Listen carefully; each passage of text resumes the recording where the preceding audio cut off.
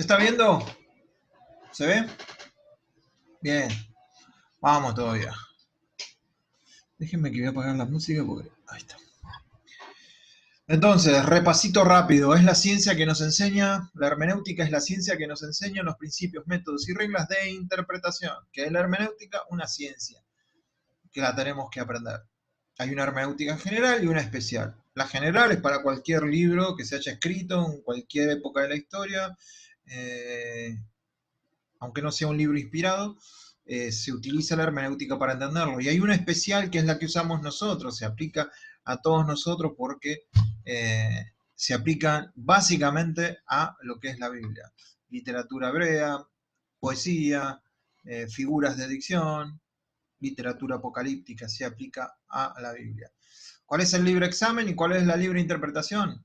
Otra vez, todos tenemos la oportunidad de ir a la Biblia para examinarla, pero no todos tenemos que interpretarla como a mí se me antoja. Tengo que ver las reglas de interpretación, ver los padres de la iglesia cómo lo interpretaron, ver cómo más o menos la iglesia en su conjunto la está interpretando y más o menos ir acomodándome a eso. No es que voy a tener una interpretación de algo que nunca nadie vio y decir, bueno, miren, encontré esto. Uy, a eso pónganle un signo de pregunta.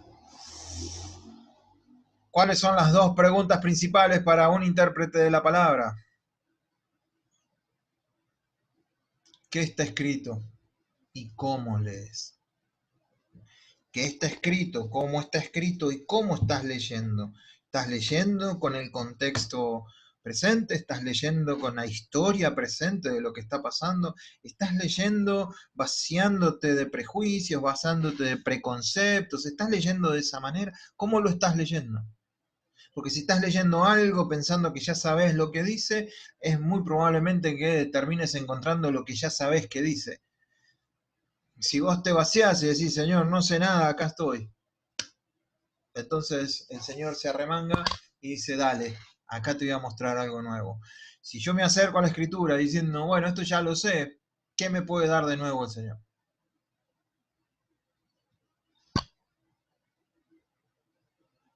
Porque ya lo sabes. ¿Sí? Entonces, más que conocer las Escrituras, es hacer la Escritura. El método correcto. El racionalista es el que lo razona todo. El alegórico místico es aquel que trata de encontrar detrás del texto siempre algo más. Algo más, ahí tiene que haber algo más detrás de todo esto.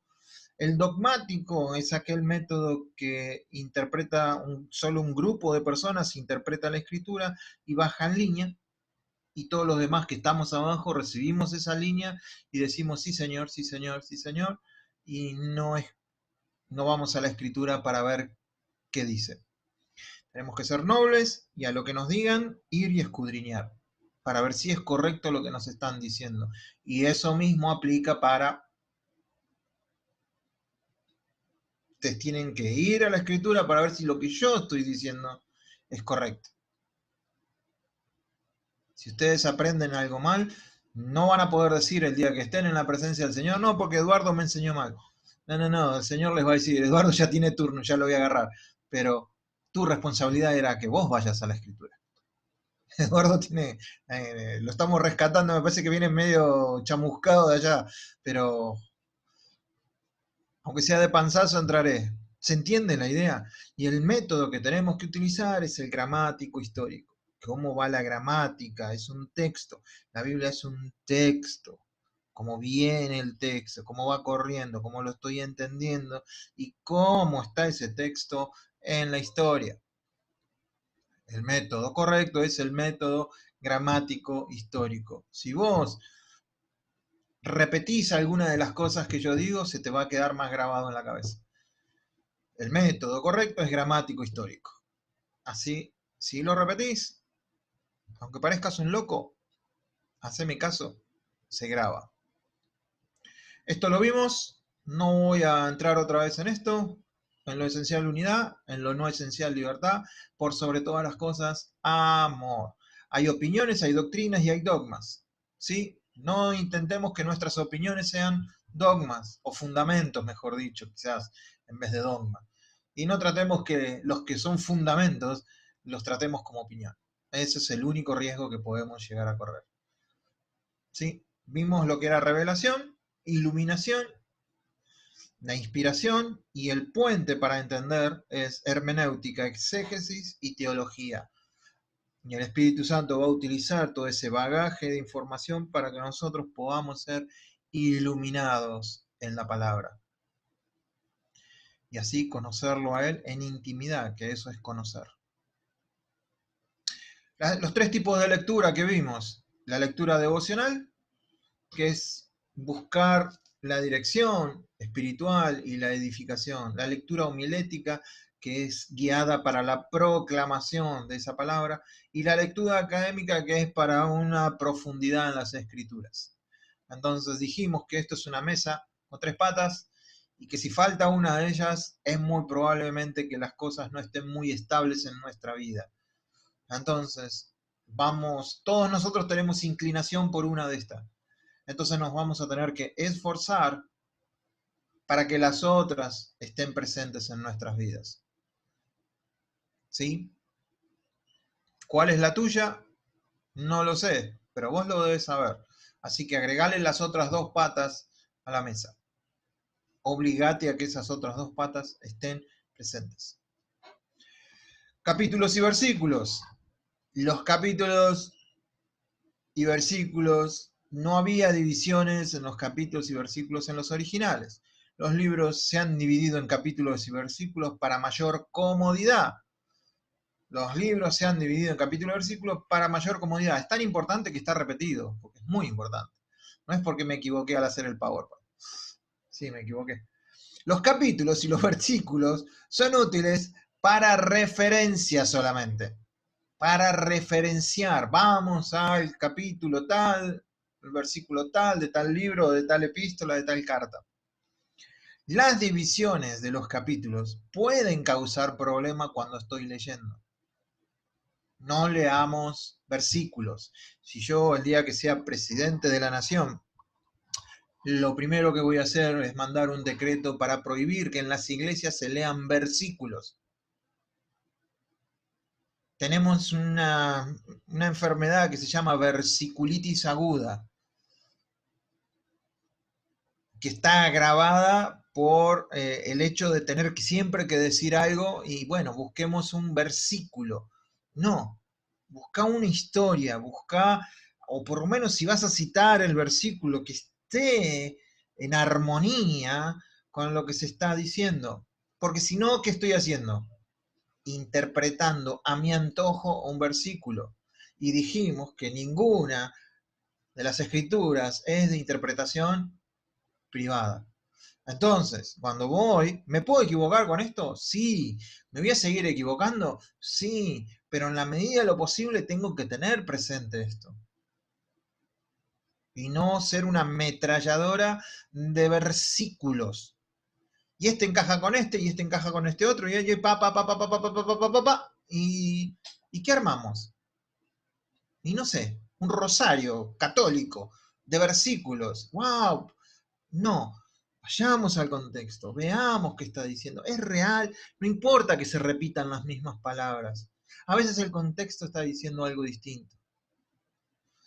Los títulos no son inspirados por Dios, menos en los salmos. Hay salmos que sí tienen títulos inspirados por Dios. Masquil, o Salmo de David, Salmo de Jamán, esos son inspirados por Dios. Pero hay otros, como los que vimos en la clase pasada, que no son inspirados por Dios, y lo que hacen es predisponernos a encontrar lo que dice el título, y entonces de esa manera no dejo que el Espíritu Santo fluya en mí para encontrar lo que Él me quiere mostrar. ¿Por qué necesitamos versiones más modernas de la Biblia? ¿Por qué? Porque va cambiando, ¿qué cosa? El lenguaje. Entonces necesitamos versiones más modernas de la Biblia. Hasta acá, chicos, ¿alguna pregunta? ¿Algo de lo que vimos que no haya quedado claro? ¿Algo que ustedes me digan, Eduardo, no entiendo esto? de lo que vimos, porque esto es todo hasta acá, es repaso.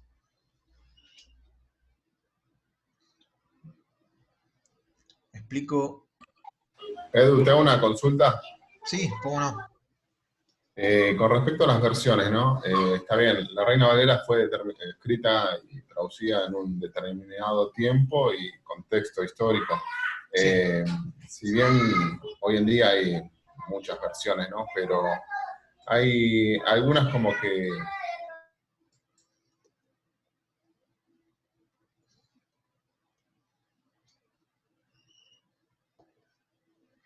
Ah, se cortó el internet, me parece.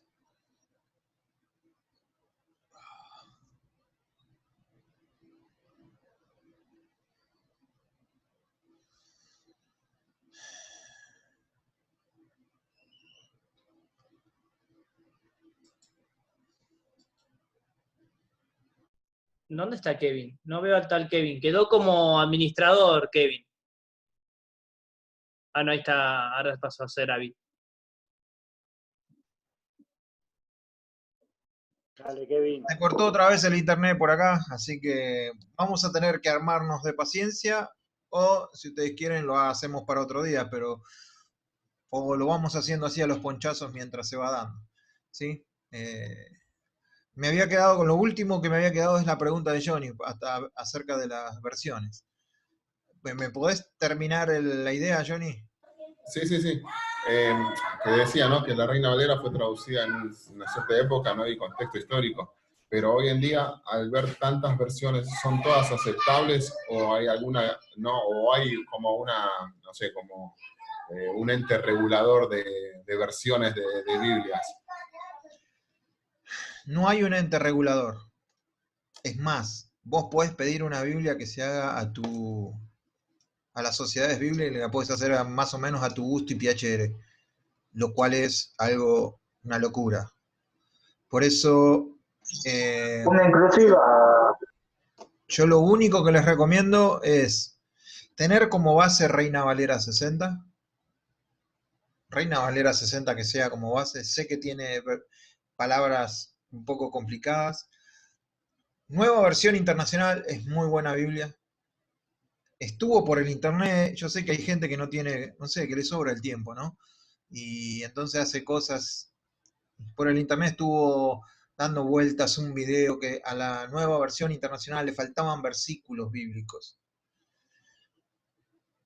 No es que le faltan versículos bíblicos.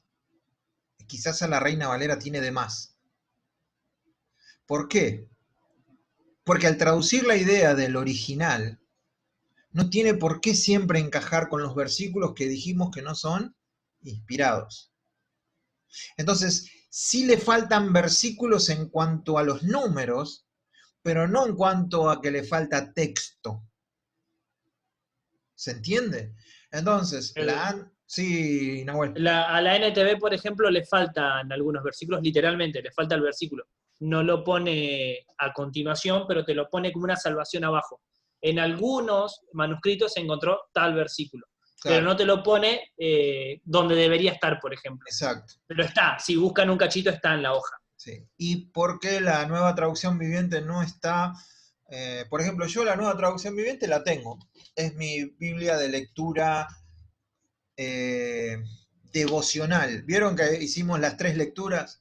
Mi lectura devocional es con la NTV, en donde es mucho más fácil la lectura, corre la lectura, no me tengo que andar frenando mucho, pero después si algo me interesa lo anoto en un papelito, vuelvo a mi Reina Valera, lo leo ahí, y si tengo que buscar algo en el diccionario ya lo busco, ya estoy haciendo mi exégesis, mi homilética, por si algún día tengo que hacer una predicación de eso o una enseñanza. Pero mi base es la Reina Valera 60. Si ustedes van a predicar, yo no sé qué va a pasar en unos años. Si ustedes lo invitan a una iglesia ahora a predicar y ustedes llegan con una Biblia que no es Reina Valera 60 y tiran un versículo, van a quedar descolocados. Porque la mayoría tiene Reina Valera 60. Entonces, lo que vas a lograr es que en el primer En el primer versículo que estás tirando, aunque digas que es otra versión, la gente ya, ¿y eso de dónde lo sacó? Entonces, para obviar eso, a no ser que tu iglesia todos tengan la misma Biblia, yo una vez lo que hice fue, tenía un grupo como de, ¿cuántos seríamos? 40. Me compré 40 Biblias Reina Valera contemporánea y a todos les di la misma Biblia. Y la Reina Valera contemporánea es mucho más leíble que la Reina Valera 60. Entonces, ¿qué hacíamos? Yo tiraba un versículo y todos lo tenían igual. Y se fueron acostumbrando a eso. Pero si a vos te invitan o vas a predicar a algún lado, la gente va a empezar a buscar en su Biblia lo que vos estás diciendo y decir, ¿dónde está eso? Entonces, mi recomendación es, si vas a usar otra versión, primero tirá la Reina Valera 60. Y después decir, en otra versión dice esto. Entonces la gente ya se queda, tranquila, está tocando la Biblia, no está saliendo, no está sacando del libro del Mormón o del libro de quién sabe dónde. ¿Se entiende lo que quiero decir? Entonces, yo te recomiendo Reina Valera 60. Si bajan la Biblia que les recomendé por internet, que es The Bible, o My Bible, sí, My Bible, es esta. No se ve, no se alcanza a ver si apago. No, no se alcanza a ver. Ahí se alcanza a ver un poquito. Si ustedes bajan es para Android, así que lo pueden bajar en el Play Store. La bajan. Ahí hay dos Biblias que están muy buenas. Una es la Biblia textual, que la sigla es B de larga TX. BTX 4. BTX 4. Esa Biblia lo que te ayuda es que como al ser textual, no traduce los nombres de Dios, los deja literalmente como están. Entonces, donde dice Elohim, no le pone Dios, queda Elohim. Donde dice Jehová Jireh, vas a decir Jehová Jireh, no va a decir Dios, como en las otras versiones. Y entonces, eso te ayuda un poco a saber, a mí me ayuda mucho, entender de quién está hablando cuando dice Dios. Porque en todas las otras dice Dios. Traducido Dios. Entonces, esa es una buena versión. La NBI es una buena versión, nueva versión internacional.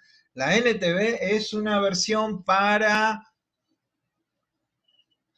diría yo, para devocionales, para una lectura corrida, es para la mesita de luz, es para una referencia en una predicación, no como, me parece a mí, estos son opiniones, acá no hay nada establecido. Entonces, no sé si con eso te queda claro, Johnny. Sí, también tenemos como apoyo las Biblias de estudio, ¿no? También se puede consultar, más allá de haber varias versiones. Es aceptable también, ¿no? De agarrarnos a una Biblia de estudio de Johnny Sagard y Sí, preparar un mensaje. La Biblia de estudio lo que tiene es notas al margen. Después la Biblia es la misma. Puede haber una Biblia de estudio NTV, una Biblia de estudio NBI, puede haber una estudio, qué sé yo, de lo que sea y de estudio. Lo único que dice cuando es de estudio es que tiene notas al margen y que te pueden ayudar en cierta manera. Yo la que he tenido toda mi vida, la Plenitud, que me ha ayudado a crecer, es mi Biblia desde que me convertí. Entonces, la recomiendo 100%. Otras no conozco de estudio. Pero, otra vez, los comentarios no dejan de ser comentarios de una persona y no de Dios. Las Biblias de estudio tienen comentarios. ¿Pero qué vas a predicar? ¿Comentarios de otro? ¿No estaría bueno que comentes lo que Dios tiene para vos? Después, de eso lo vamos a ver. Después que vos tengas lo que Dios te está hablando, sí, chequealo con otro comentario para que veas que no andes por la banquina. Pero lo principal es qué te dice Dios a vos. ¿Cómo va Dios con vos? Siri. Y ahora con tanto internet, yo creo que básicamente lo que necesitas es una buena Biblia que la puedas marcar. No tengan miedo de marcar las Biblias, no se van a ir al infierno si marcan una Biblia. ¿Sí? Si agarran varios colores y marcan una Biblia, no se van al infierno. Tranquilos, se puede marcar la Biblia. Al contrario, para mí es algo que deberíamos hacer todos. ¿Qué sé yo? Mire. Y hasta el día de hoy el A Señor mí no se me me dijo rompió nada. una hoja.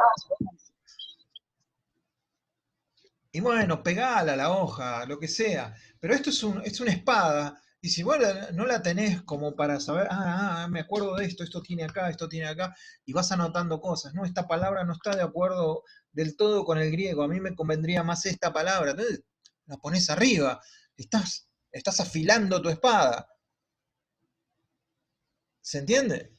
Entonces, márquenla, anoten lo que Dios les habla con la fecha, no sé, que sea tu diario de vida esto, no solamente la Biblia, que cuidado, yo sé que hay gente que no la quiere marcar, lo respeto, pero no pasa nada si la marcas, ¿sí? Está la Thompson, Biblia de estudio, sí, Thompson, también. La única que yo diría manténganse al margen un poquito es la TLA, que ha salido hace poco. La traducción, me regalaron una, actual, o nueva traducción actual. Manténganse un poquito al margen hasta que esa Biblia tenga un poco de sentido. Para mí, lo que alcancé a leer, por ejemplo, en Romanos, que dice que el Espíritu Santo nos toma, algo que es muy raro, esa palabra que el Espíritu Santo nos tome. Hay algunos cambios en cuanto a cuestiones de género, masculino-femenino, para que haga más sentido.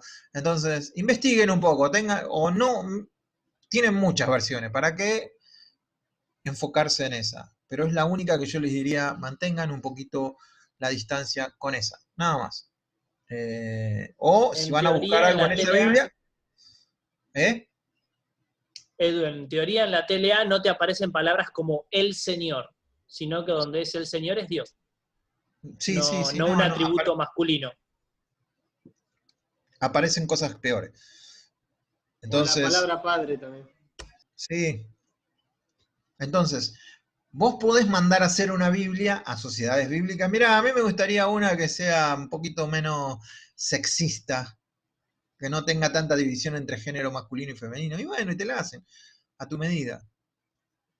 Entonces, tengamos cuidado a veces con las nuevas versiones, revisemos, preguntemos quién las está avalando, de dónde vienen. La traducción viviente sabemos que es una traducción que no está traduciendo literalmente palabra por palabra, lo que está traduciendo es la idea que quiere comunicar la Biblia. La Reina Valera tiene más una traducción de palabra por palabra, un poco más literal.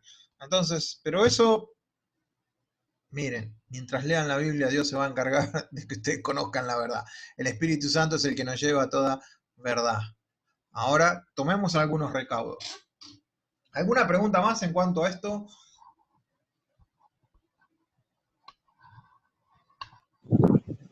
Edu, Sí. además la Reina Valera 60, ¿no está traducida directamente de la Septuaginta o de la del Oso? No, la del Oso está traducida directamente de la Septuaginta y utilizó algunas partes del griego. Sí, la Septuaginta es la traducción griega del hebreo, ¿no? De la Biblia hebrea.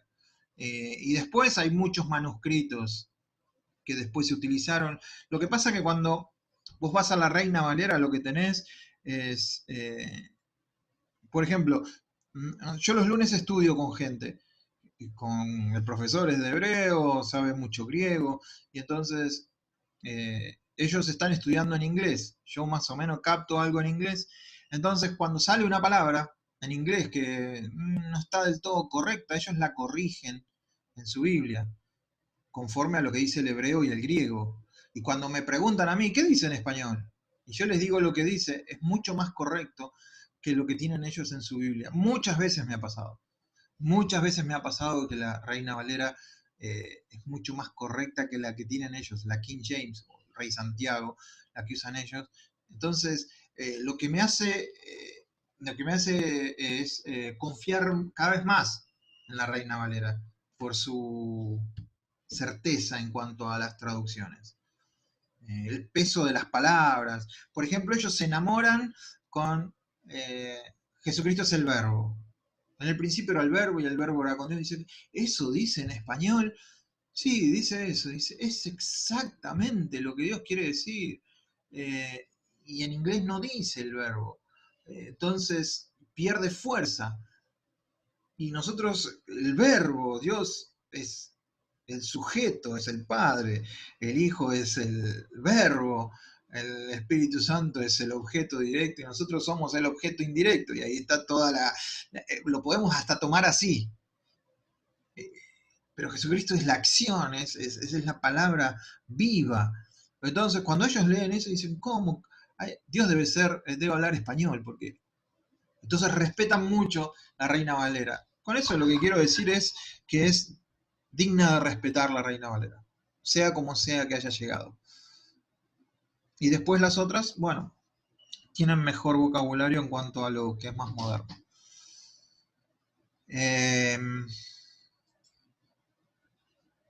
¿Alguna pregunta más?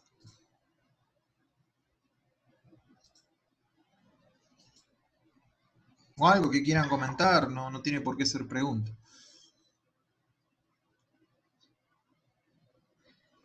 ¿Yo puedo hacer Siempre. una pregunta? Sí.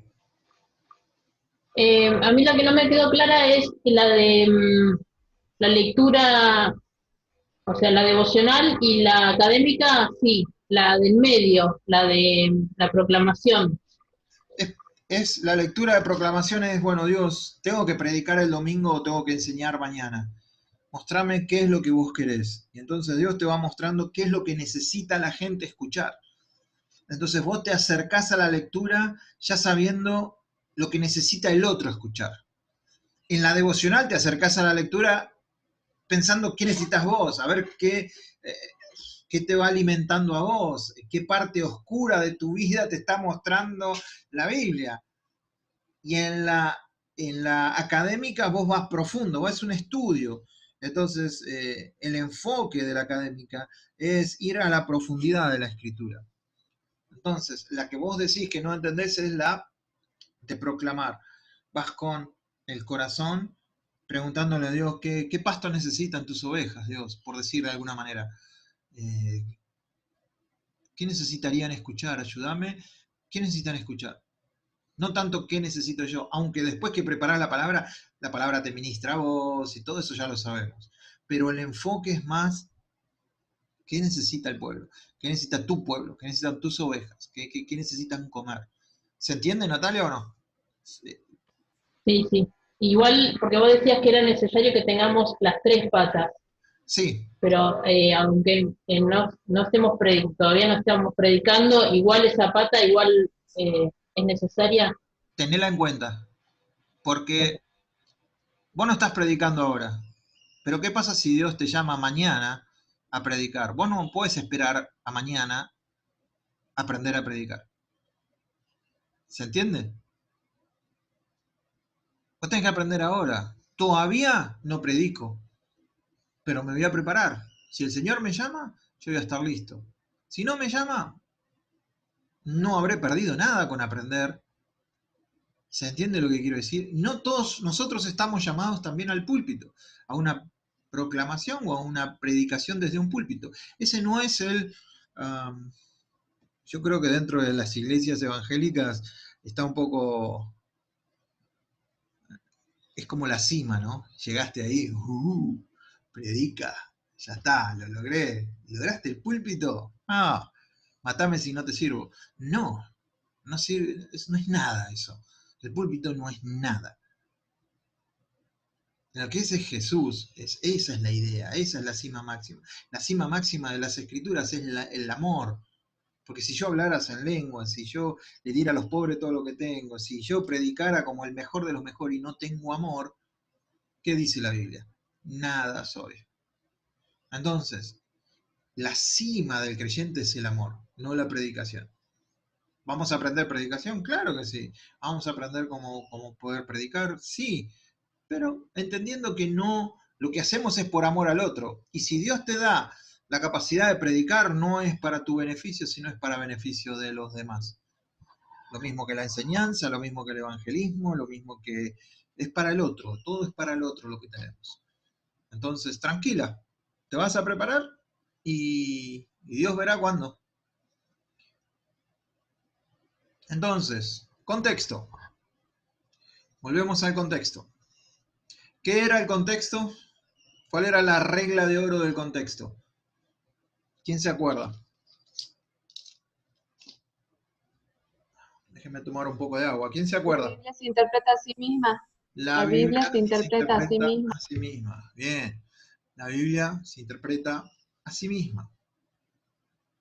No tengo que buscar en mi razonamiento, no tengo que buscar en mis puntos de vista, no tengo que buscar en mi intelecto a ver cómo acomodo esto. Tengo que buscar en la Biblia primero, porque la Biblia se interpreta a sí misma. Un texto sin contexto es un pretexto, ya lo vimos, se llama contexto, a ver, podemos sacar de contexto, ya lo vimos. Esto también lo vimos, ¿no? Bien. Alguien me había dicho la semana, no sé si ahora está presente, la persona que me dijo que no había entendido lo del fuego. No me acuerdo quién fue, me lo anoté y no me acuerdo quién fue. Yo, Claudia. Claudia, bueno, vamos a ver eso, Claudia. Así que estate atenta. Habíamos dicho el fuego, el Espíritu Santo. ¿Por qué era el fuego del Espíritu Santo? Me bautizarán Espíritu Santo y fuego. Entonces nosotros decimos, ¿qué es el fuego? Y enseguida generalmente las personas dicen, y bueno, el fuego es eso, hermano, gloria a Dios que te da entusiasmo y dale el fuego de Dios, que caiga el fuego, ¿viste? Y estamos como los de Menudo, los Parchís ahí cantando, que caiga el fuego, que caiga el fuego, y no sabemos ni lo que estamos diciendo. Si es en cuanto a este fuego, no te convendría cantar tanto. A este fuego. Ahora, si es el fuego de segunda de Timoteo o primera de Timoteo, no recuerdo bien, que Pablo le dice, aviva el fuego del don que está en ti, ese es otro fuego. Pero entonces nos tenemos que preguntar, ¿qué es este fuego? ¿Quién está hablando acá? ¿Alguien puede decirme quién está hablando?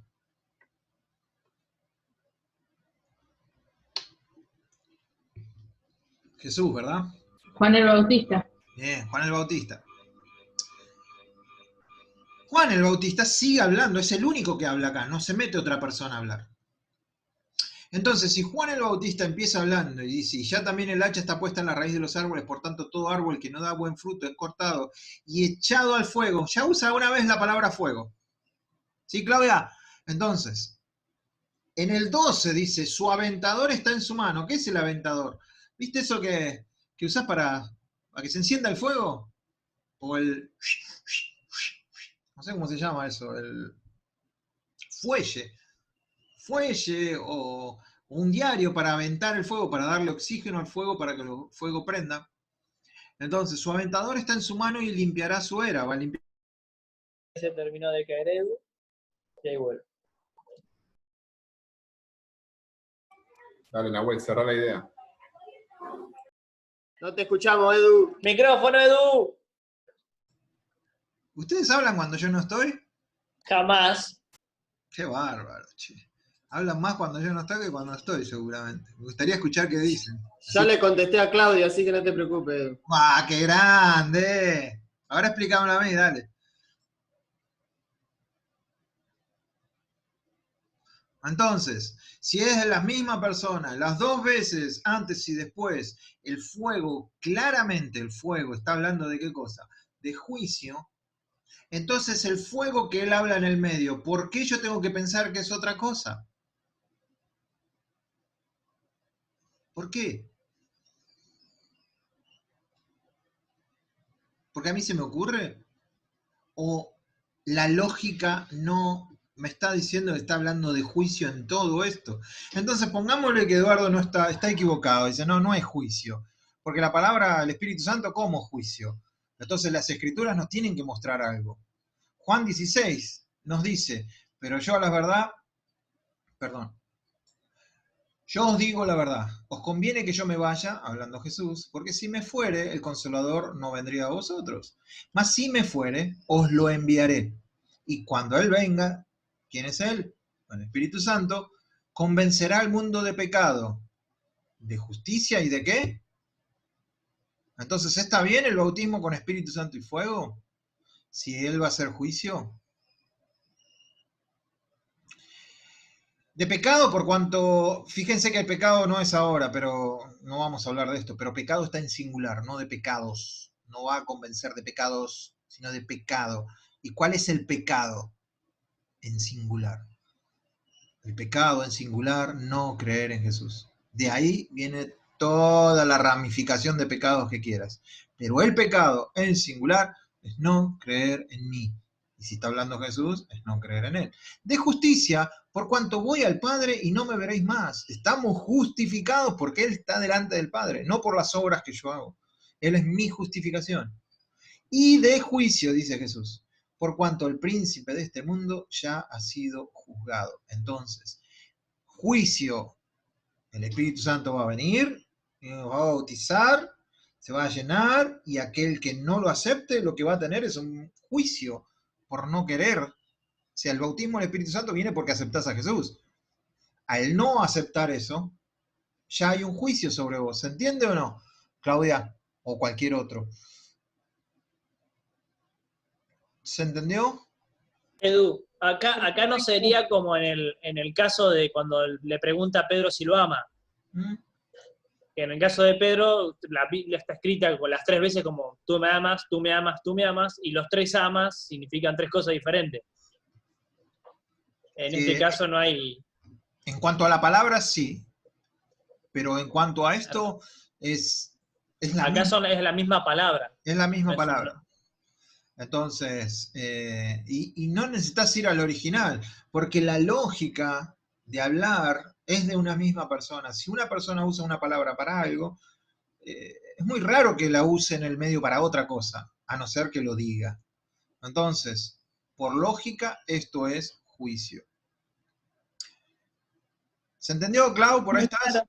Sí, esto estaba mirando, porque al no saber leer el contexto, no interpretaba bien la palabra que justamente me estabas explicando. Claro, obviamente no te sientas mal porque yo veo esto. Yo esto lo vengo enseñando hace un montón de años y no es que esto, wow, yo cada vez que leo la palabra entiendo todo y encuentro con... No, tengo que estudiar, tengo que ver, tengo que escudriñar, ¿sí? Bueno, y Bien, tengo una pregunta. a ver, En la clase anterior vos dijiste que teníamos que ver en la historia, ver de para quién era y demás, ¿no es cierto? Estudiarla. sí, Y hay un montón de promesas en la Biblia sí. que obviamente no son para nosotros, pero ¿cómo la podemos predicar para que el pueblo la escuche y la tome?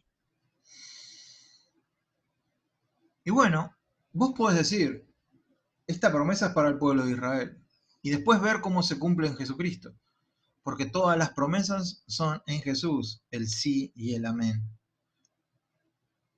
¿Se entiende? Entonces, si hay una promesa para el pueblo judío, vos tenés que interpretar el pasaje que esa promesa es para el pueblo judío. Ahora, después lo traes a nuestros días a ver si esa promesa puede ser posible para nosotros, pero tranquila que lo vamos a ver más adelante. Sí lo vamos a ver más adelante. Si hoy llegamos, es hoy lo vamos a ver. De cierto, te digo que todo lo que atéis en la tierra será atado en el cielo y todo lo que desatéis en la tierra será desatado en el cielo. ¿De qué está hablando? Contexto. Mateo 18:18, Biblia. Mateo 18:18. ¿Cuál es el contexto de este pasaje? Obviamente está hablando de Satanás. ¿Amén? ¿Cuándo me dicen amén? Ya nadie me dice amén. Cada vez me siento más solo. Mateo 18:18, ¿llegaron?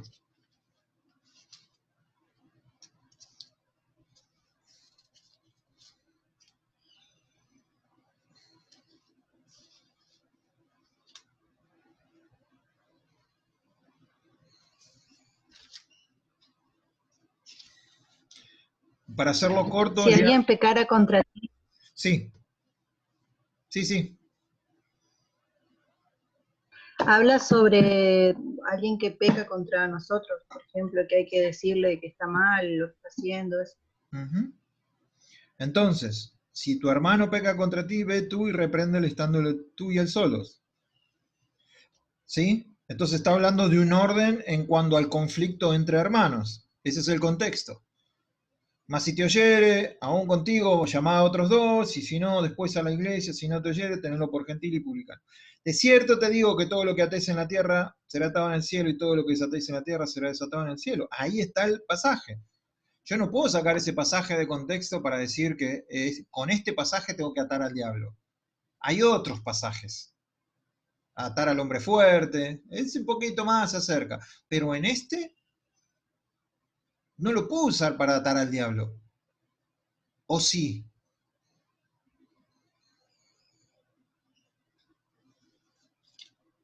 En ningún momento nombran al diablo. Incluso lo que sigue diciendo nada que ver. Bien, entonces, generalmente este pasaje, y yo tengo que ir rápido, yo sé que no es lo lógico lo que estamos haciendo, deberíamos pasar más tiempo con los textos. Este versículo promete que si tan solo hay 2 o 3, y si las oraciones o las acciones en la tierra, ¿para qué? Para hacer disciplina en la iglesia, Dios respaldará a sus siervos, a quienes ha autorizado para eso. Entonces, lo que estaba diciendo es que si yo tengo un problema, qué sé yo, tengo un problema con Diego, que yo me pongo de acuerdo, en el cielo se está atando algo. Y entonces, lo que tiene es un valor jurídico. Y también se está, si yo lo perdono, se está desatando algo allá. Y él me perdona a mí. Entonces, en esa relación entre hermanos, está ocurriendo algo en el cielo que es jurídico, básicamente. Es como si yo, por ejemplo, voy a poner un ejemplo terrenal, voy al juez y el juez me dice, Eduardo, vos te estacionaste en este lugar y este lugar no era para estacionar ese día. Tenés una multa. Bien. Me está atando con una multa. Porque es jurídico. Me está atando con una multa porque la ley dice eso. Ahora yo digo, pero señor juez, ese día era un día feriado, le puedo mostrar acá, y los feriados sí está permitido. El juez mira y dice, sí, tienes razón, no te tendría que cobrar la multa. Quedas desatado de pagar la multa. ¿Se entiende? Es algo... Edu, Sí. ¿no se está refiriendo al acto del acuerdo en sí? Sí. O sea, que queda registrado. Si vos te pones de acuerdo tanto para lo bueno como para lo malo, queda registrado. Sí, totalmente. Eso es lo que está diciendo. El ejemplo que yo estoy poniendo es porque ese término se usaba en ese tiempo para algo jurídico. Es como que yo te dijera, bueno, si nos ponemos de acuerdo, estamos a mano, y alguien leyera ese estamos a mano de otra cultura, de otro lugar, y ¿qué quiere decir que estamos a mano? Y buscan en un diccionario mano, y busca, no, es algo que nosotros nos decimos para decir que estamos bien el uno con el otro.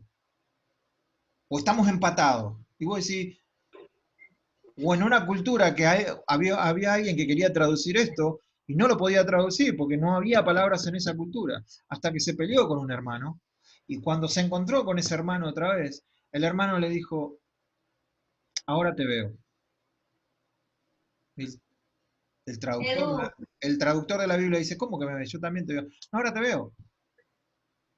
¿Y eso qué significaba? Ahora te perdoné. Entonces fue corriendo a traducir en ese idioma, eso es ahora te veo. ¿Se entiende? Edu. Sí.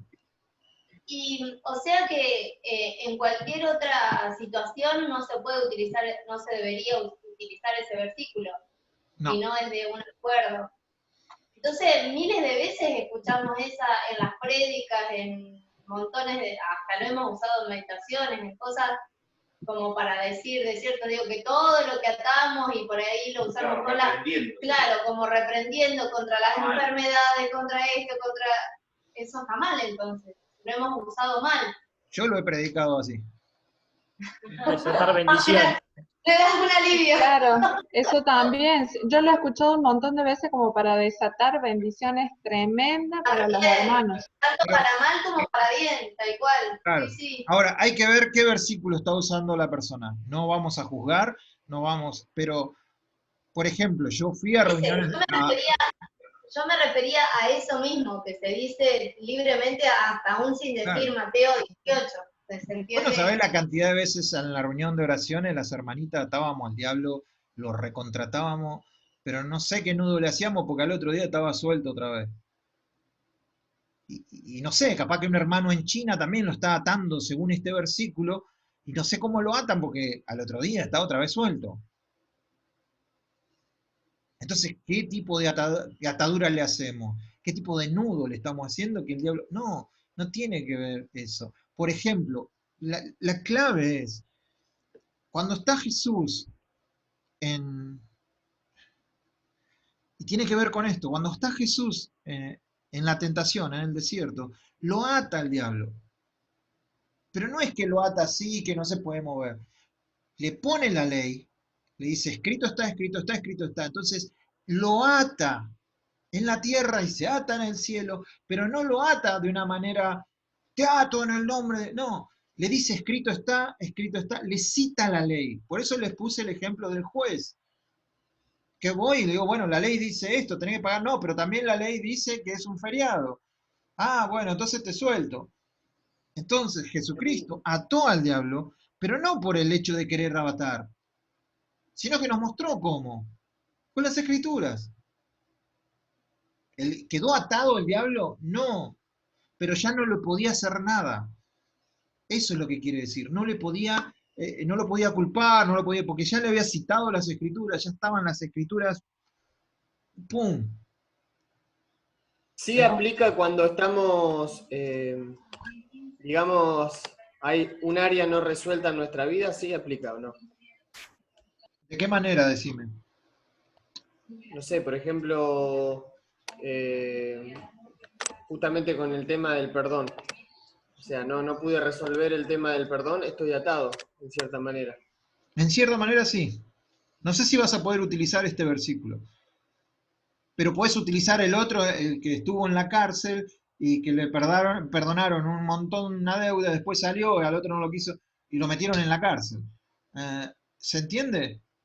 Entonces, lo que tenemos que ver es que acá esto es para temas entre hermanos. El contexto está claro. Entonces, todo lo que ustedes arreglen acá en la tierra, establezcan como una ley entre ustedes, se va a hacer en el cielo. Todo lo que desarreglen que estaba mal, se va a deshacer. ¿Se entiende? Es esa tiene que tener una, ¿cómo se dice? Una sinergia, una lógica el pasaje. No puede ser que esté hablándonos de un problema entre hermanos y en el medio nos hable de cómo atar al diablo, porque no hace sentido este pasaje. Después el 20 dice, porque donde 2 o 3 estés congregados en mi nombre, allí estoy yo en medio de ellos. ¿Cuántos de nosotros no hemos abierto un culto con ese versículo? Y también tener un poco de coherencia aquí atrás. Y no está hablando de abrir un culto y para decir, el Dios está, cuando 2 o 3 están reunidos, Él está ahí. Está ahí cuando 2 o 3 están reunidos para solucionar un problema, es el contexto. El Señor está presente aunque haya uno.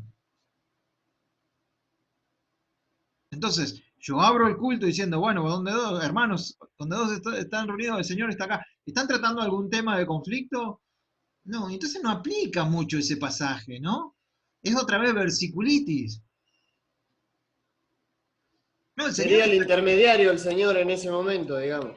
Claro, miren, ustedes están arreglando las cosas entre hermanos y qué sé yo. Yo voy a estar en medio de ustedes. No está hablando exactamente en un culto. Entonces eso lo saco.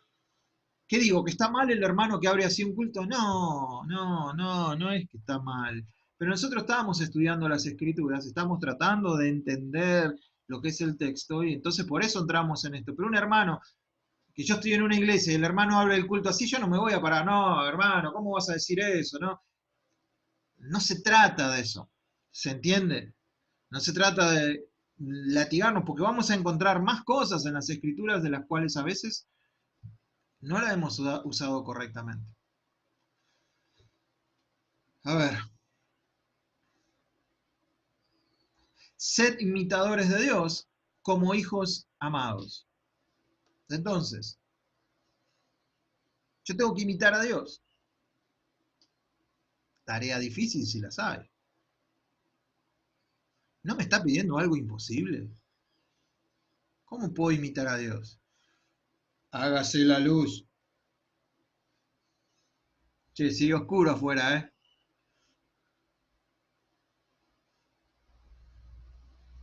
Le declaro al coronavirus que se seque. Vean las noticias a ver si secó. Bueno, yo estoy imitando a Dios.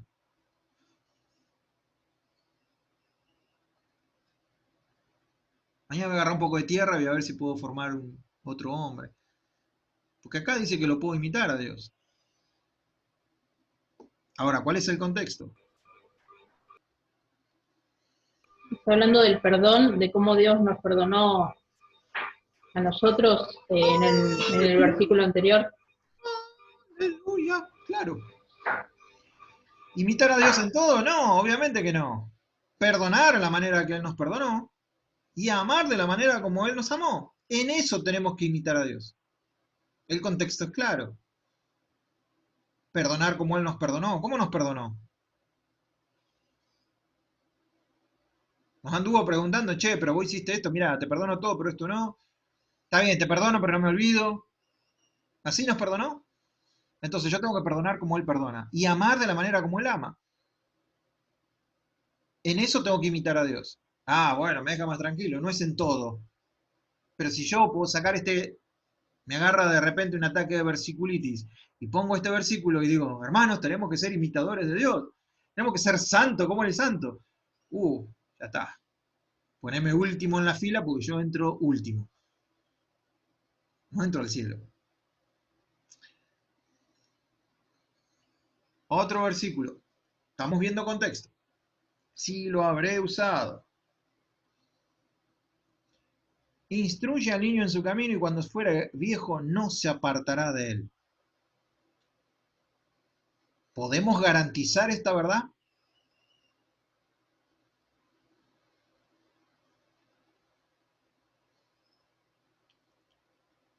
Quizás no lo vayan a encontrar en el contexto, lo van a tener que encontrar en la teología.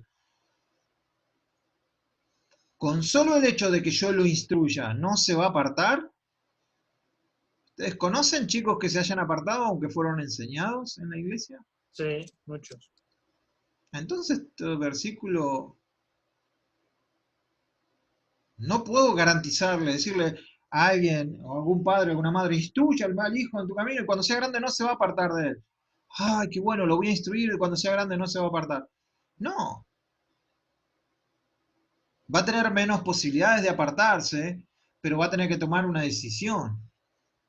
Y quizás en algún momento decida por no Dios. Y entonces, bueno, yo hice mi trabajo. Yo lo instruí cuando fue niño. Nada más, pero no puedo garantizarle que el chico no se va a apartar porque lo dice. Porque el chico va a tener que tener un encuentro con el padre. Dios no tiene nietos, porque Dios tiene hijos nada más. Entonces, en algún momento ese hijo que tenemos se va a tener que encontrar con el padre y va a tener que aceptar a Jesús. Entonces, ¿puedo garantizar esto que dice acá? No, no lo puedo usar como un mantra para los padres y repetirles esto como promesa que no va a pasar de grande. No, mirá, instruirlo y él cuando sea grande va a tomar una decisión. Si está bien instruido, le va a costar menos quizás. Si en tu casa le mostrás un buen testimonio, si vos sos lo mismo dentro de tu casa, que afuera, que esto, que lo otro, sí. ¿Alguien quiere preguntar algo? No, como preguntar no, pero lo que decíamos acá, que uno lo toma cuando dice su camino, como que es el camino de Dios literal. Y es en el camino de formación, digamos, del Claro, niño. obviamente. Entonces también lo tomamos re mal ese versículo. Yo como maestra de escuelita bíblica me quiero matar. Vos olvidate lo que hiciste. Vos ten en cuenta lo que hiciste, lo que vas a hacer de ahora en más. Mirar con más cuidado. Acá tenemos otra promesa. Amado, yo deseo que tú seas prosperado en todas las cosas y que tengas salud, así como prospera tu alma. ¿Sí? Hermano, acá está la prosperidad declarada. Provee una garantía para cada uno de nosotros. ¿Qué te parece? De que vamos a ser prosperados y que vamos a tener salud. Hay hermanos que se han muerto de alguna enfermedad. Hay otros que se han muerto pobres. Y entonces, ¿cómo se entiende este pasaje? Otra vez se cortó el internet.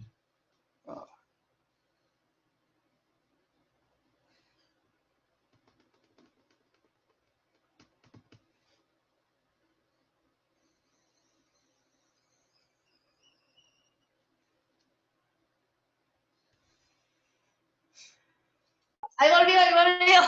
No dejé que te use. Igual queda todo grabado esto.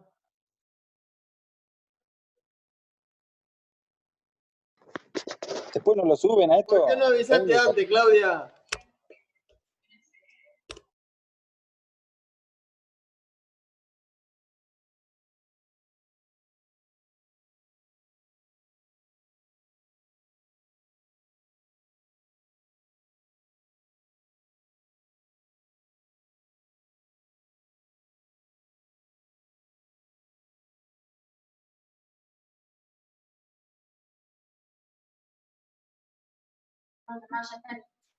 ¿Viste que se cortó cuando habló de prosperidad? Cayó mal esta vez. Bueno, yo sigo, chicos, no se hagan problema. Grande, profe. Perdón, pensaba.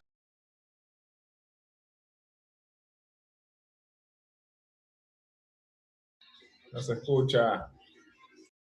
Ahora sí. Bueno, ¿qué encontraron en la tercera epístola de Juan? ¿Qué? No llegamos nunca a la tercera epístola de Juan. Ah, ¿no? ¿Esta no? No, no. Había cortado Edu ahí tu audio. Bueno, amado, yo deseo que tú seas prosperado en todas las cosas y que tengas salud así como prospera tu alma. Este versículo provee una garantía para cada uno de nosotros. ¿Qué te parece? Le habla a Gallo. Exactamente. O sea, que puede ser, es una promesa para mí o es para Gallo. No, porque es algo personal que le está diciendo a él en la carta a Gallo. Totalmente. Ahora, otra vez voy a aclarar. Si vos estás orando y de repente Dios te dice, amado, yo deseo que tú seas prosperado en todas las cosas, es otra cosa. En una lectura devocional sería otra cosa. Sería totalmente otra cosa porque Dios te está hablando a través de su escritura a vos. Si vos tenés que proclamar esto, enseñar esto, no puedes decir que esto es para todos. Es el deseo de Juan para Gallo. Ellos respondieron, cree en el Señor y será salvo tú y tu casa. Otra vez. ¿Es para todos? Este ya lo vimos, ¿no? Hechos 16:31. ¿Es para todos o era El para...? anterior aplica para Juan Carlos igual. Ponele. No es Gallo, pero es pariente.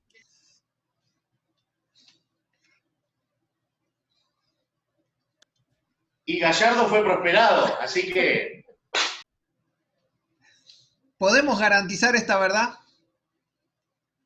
Ellos respondieron, ¿podemos garantizar que si vos crees en el Señor vas a ser salvo tú en tu casa?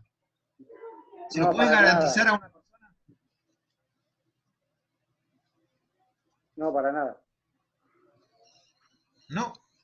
La salvación es personal. Al carcelero le está hablando. Exacto. Ahora, otra vez, si esto viene en forma devocional a tu vida, obviamente decís, gloria a Dios, va a hacer algo en mi familia.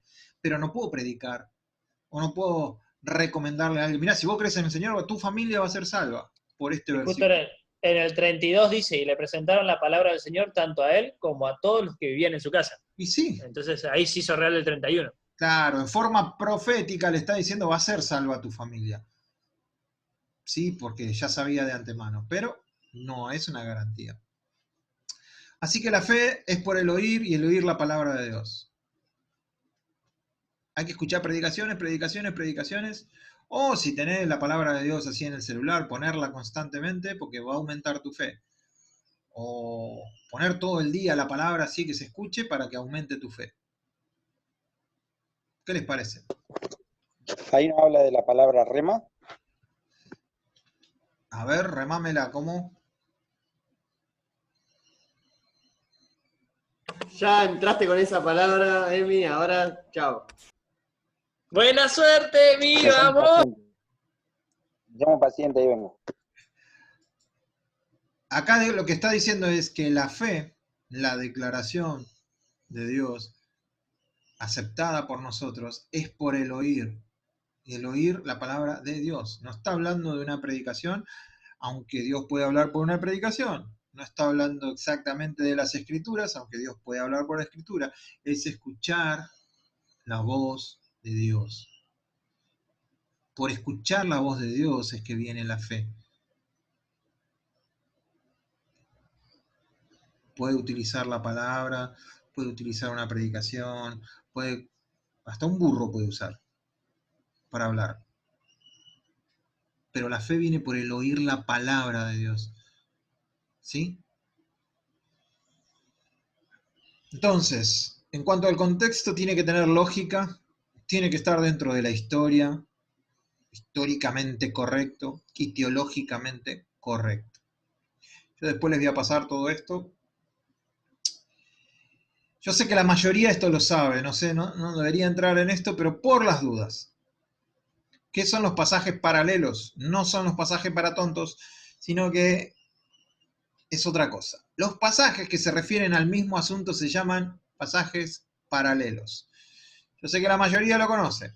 Esta expresión se usa también para aquellas partes de la Biblia que tratan de las mismas leyes, doctrinas, profecías o usando un lenguaje similar. Por ejemplo, Mateo 3 del 1 al 2 dice, en aquellos días vino Juan el Bautista predicando en el desierto de Judea y diciendo arrepentidos porque el reino de los cielos se ha acercado. Esta frase, arrepentidos porque el reino de los cielos se ha acercado, lo que está entre paréntesis en tu Biblia, ¿qué determina que una Biblia es buena? Que tengas buena concordancia. Que te pueda dar la mayor cantidad de versículos posibles para ir a extender tu estudio. Entonces acá sabemos que Daniel 2.44 va a estar hablando de lo mismo, Mateo 4.7 va a estar hablando de lo mismo, y Mateo 10.7 va a estar hablando de algo de lo mismo, o va a tener estas palabras. Entonces cuando un pasaje es un poco complicado, puedo ir a esos otros pasajes, y alguno de esos pasajes me puede llegar a dar luz en cuanto al tema que estoy estudiando. Eso se llama concordancia, o pasajes paralelos. Entonces, contra mayor concordancia tenga tu Biblia, mejor va a ser tu estudio. Buscaremos primero, ¿en dónde? En el mismo libro. Si hay pasajes en el mismo libro, primero en el mismo libro. Después que aparezcan en la misma sección. ¿Sí? Por ejemplo, si estamos estudiando algo de epístolas en la prisión, voy a ver si hay un pasaje que hable acerca del mismo tema en otra epístola de prisión. Y después voy a buscar si el autor habla de lo mismo en otro lado. Voy a seguir ese orden. Y después, por último, voy a ir a otro pasaje de otro escritor o de otra epístola. Primero voy a agotar por lo mismo que vimos de Juan el Bautista hoy con fuego. Por esa misma razón, primero voy a agotar todas las posibilidades con el mismo libro. Después voy a ir al mismo autor. Y después recién voy a saltar la brecha a ver qué dicen los otros autores. Entonces hay pasajes paralelos de palabras, de ideas, de enseñanzas, ¿sí? De cosas, de figuras, de dichos explícitos y de dichos implícitos. O sea, que están escritos y que están no escritos, pero dados a entender. Por ejemplo, el significado de algunas palabras entendiendo pasajes paralelos. Vamos a ver este cuadro. Romanos 12, 8. Acá habla con liberalidad. Escribió Pablo. Segunda de Corintios, sigue escribiendo Pablo. Usa la misma palabra, pero ahora la nombra como generosidad, o la traducción la pone como generosidad, y en segunda de Corintios vemos liberalidad otra vez. Entonces vemos cuando una palabra se va repitiendo, esos son pasajes paralelos en donde podemos encontrar mayor riqueza. Entonces, por ejemplo acá, tengo contra ti que has dejado tu primer amor. A todos ustedes les digo esto. Y entonces, ¿cuál es tu primer amor? Y ahí saltamos todo en la predicación. ¿Y cuántos no tuvieron una novia? ¿Cuántos se acuerdan de su primer amor? Todos terminamos en la misma quintita, cosechando los mismos frutos. ¿Será que está hablando de eso? ¿Dónde lo voy a ver? ¿Qué es lo primero que te viene a tu mente? ¿Qué es lo que has escuchado? ¿Qué hemos copiado? Volver a enamorarnos de Jesús. Para los que estuvieron conmigo en Efesios se van a acordar. El contexto inmediato. Yo conozco tus obras y tu arduo trabajo y tu paciencia, no puedes soportar a los malos. Entonces, ahora tenemos que ver cuál es el primer amor. ¿Cuál es? No es lo que yo me imagino. No puedo dejar liberado a mi imaginación o a lo que alguien me dijo que es el primer amor. Porque la Biblia se interpreta a sí misma. No tengo que ir a otra parte. Yo conozco tus obras, le dice. Tu arduo trabajo, tu paciencia, que no puedes soportar a los malos y has probado a los que se dicen ser apóstoles. Ya tenían esos problemas. Y no lo son. Y los has hallado, ¿qué cosa? Mentirosos. Y has sufrido, y has tenido paciencia, y has trabajado arduamente por amor de mi nombre, y no has desmayado. Este es el contexto inmediato. Apocalipsis 2.4, acá estoy viendo el contexto inmediato. ¿Cuál será el primer amor? Acá me da una idea. Has trabajado arduamente por amor de mi nombre. ¿Tiene que ver algo con la noviecita que tuvimos? ¿O el noviecito que tuvimos? Has trabajado arduamente por mi nombre. Y arriba dice, has dejado tu primer amor. ¿Se repite la idea o no? ¿Más o menos? Bueno, más o menos. Vamos a seguir investigando en pasajes paralelos ahora. Por haberse multiplicado, el amor de muchos se enfriará. ¿Qué amor se va a enfriar? Seguimos. Contexto remoto. Ahora acá me voy a otro lado. Efesios. Lo que leímos antes, la carta que está acá en Apocalipsis 2.4, ¿a qué iglesia fue escrita?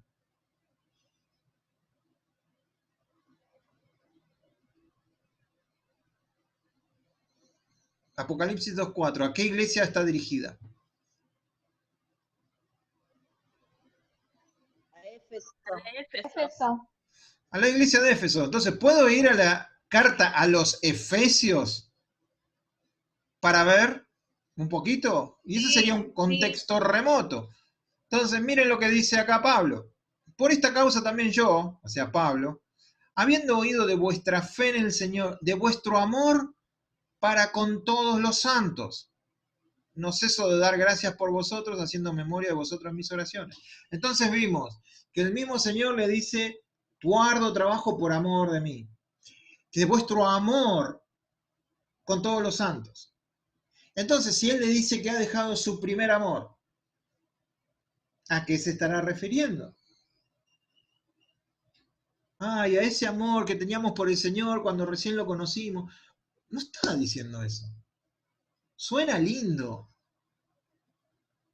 Falta que le pongan un poquito de música así media melódica y ya te pone a llorar. Pero no es eso. Es el servicio a los otros lo que habían dejado de hacer. ¿Se acuerdan cuando estudiamos Efesios? Lo vimos re profundo esto. Entonces, el primer amor, han dejado su primer amor, el servicio a los hermanos. ¿Sí? En la NTV dice, pero tengo una queja en tu contra. No me amas a mí, ni se aman entre ustedes como al principio. Está mal, está por ahí. Fíjense en Hechos, hablando de Éfeso, Pablo les habla de una manera que dice, yo ni plata ni oro, ni vestido de nadie he codiciado, o sea, en Éfeso. Hablándole a los ancianos de Éfeso. Y les dice, trabajando así, o sea, con mis manos, se debe ayudar a los necesitados. Y ahí está el versículo de los boxeadores, ¿no? Más bienaventurado es dar que recibir. Ahí se dicen que es el de los boxeadores. Entonces, si Pablo en la última predicación a los ancianos de Éfeso, la misma iglesia, la misma ciudad, le está diciendo, tengan cuidado, yo trabajé con mis manos, no codicié, y ustedes tienen que dar, porque veía la intención de ellos, sabía por dónde se iban a ir. Y ya en Apocalipsis, el Señor ya se fueron a la banquina. Entonces dejaron su primer amor. ¿Cuál era el primer amor? El servicio a los hermanos. Entonces, no es que hay que saltar enseguida y decir, es tu primer amor. Y yo tuve un noviecito que me gustaba mucho. Yo no, algunos dicen. Yo tuve una noviecita que me gustó, vamos a cambiar por las dudas, pues esto está grabado. Tuve una noviecita ese primer amor. Y hermanos, volvamos a ese primer amor cuando nos convertimos. Y no está hablando de eso. Entonces, ¿qué tenemos que hacer? Investigar un poquito más. Preguntarnos un poquito más. El mensaje de la Biblia entera. Acá dejamos ya pasajes paralelos, la Biblia entera. Acuérdense que esto que estamos estudiando es solo no puedo dar toda la materia que vemos en 18 horas, darlas en lo que estamos. Así que estoy volando. Así como es necesario examinar cualquier texto junto con su propio contexto, es necesario también compararlo con la enseñanza general de la Escritura. ¿Qué enseña la Escritura en su forma total? A ver si ese pasaje que estoy sacando concuerda con la enseñanza general. Entonces, en Timoteo, si saco ese texto de contexto, dice, te salvarás a ti mismo y a los que te oyeren. ¿Te puedes salvar a vos mismo? Si toda la enseñanza de la Biblia es que yo no me puedo salvar a vos mismo, que Jesucristo me salva, entonces ese texto lo tengo que buscarle porque parece que está en disonancia con toda la Escritura. El que haga volver al pecador de su error, de su camino, salvará de muerte su alma. Entonces no es por fe en Jesucristo. Es por obras. No es. El texto tengo que ver. Cuando algo suena mal, seguramente los que estamos equivocados somos nosotros. ¿Qué estás leyendo y cómo lo estás leyendo?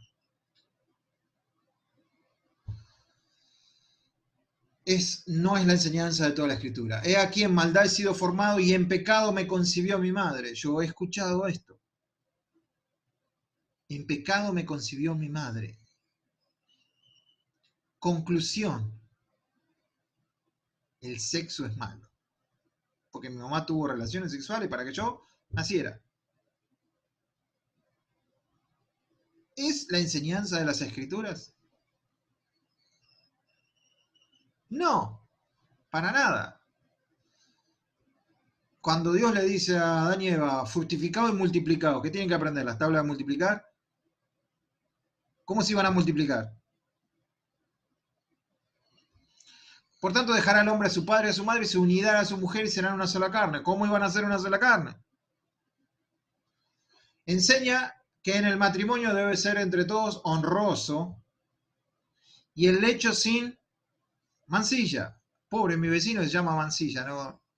Bueno, un dato nomás. Y el lecho sin mancilla. La esposa le puede decir acá, mira la Biblia, vos, mancilla afuera, ¿eh? Dice sin mancilla.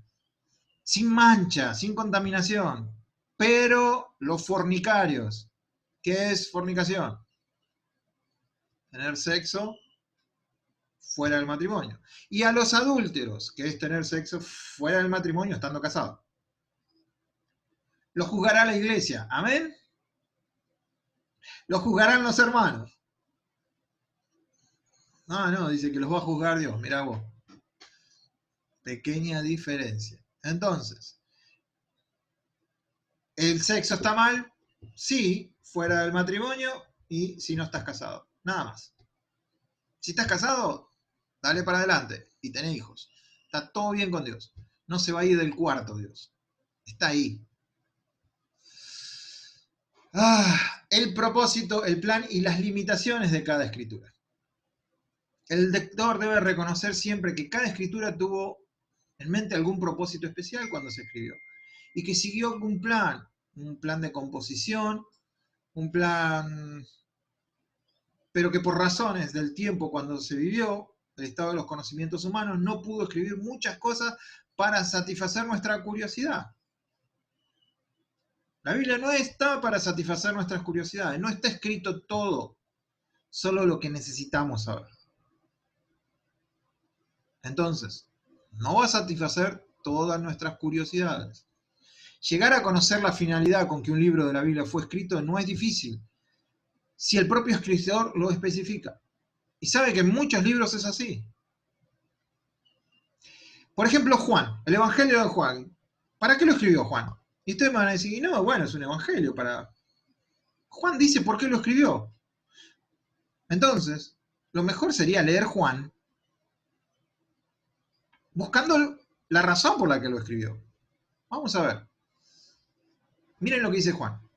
Hizo además Jesús muchas otras señales en presencia de sus discípulos, las cuales no están escritas en este libro.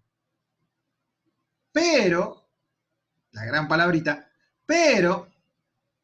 estas, o sea, las que escribí, se han escrito ¿para qué? Para que creáis que Jesús es el Mesías, el Hijo de Dios, y para que creyendo tengáis vida en su nombre. Ahí está el propósito del Evangelio de Juan. Entonces, Juan me lo revela ¿en qué capítulo? 20. Un amigo, Juan. Me leo todo y al final me dice... Bueno, Juancito, me lo hubiera puesto al principio. Bueno, ahora que lo sabemos, vamos a leer Juan encontrando que las cosas que él escribió eran para demostrar que Jesús era el Mesías, que Jesús era el Hijo de Dios, y para que creyendo tengan vida en su nombre. Pedro, segunda de Pedro, pues tengo por justo, en tanto que estoy en este cuerpo, el despertaros con amonestación. O sea, la carta, segunda de Pedro, es para despertar amonestación, sabiendo que en breve debo abandonar el cuerpo, como nuestro Señor me ha declarado. También yo procuraré con diligencia que después de mi partida vosotros podáis, en todo momento, tener memoria de estas cosas. Entonces, escribió, acá en este caso Pedro lo dice al principio, para despertar amonestación. ¡Ey, despertate! Cuidado, y lee esto para que te quede en la memoria, siempre lo vas a tener acá. Judas, el medio hermano de Jesús, ¿sí? Hermano de parte de madre.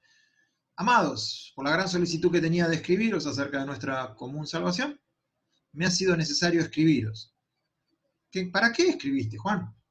Y para exhortarlos a que contendáis ardientemente por la fe que ha sido una vez dada a los santos. Ahí está el propósito de Judas. ¿Para qué escribió? Para esto.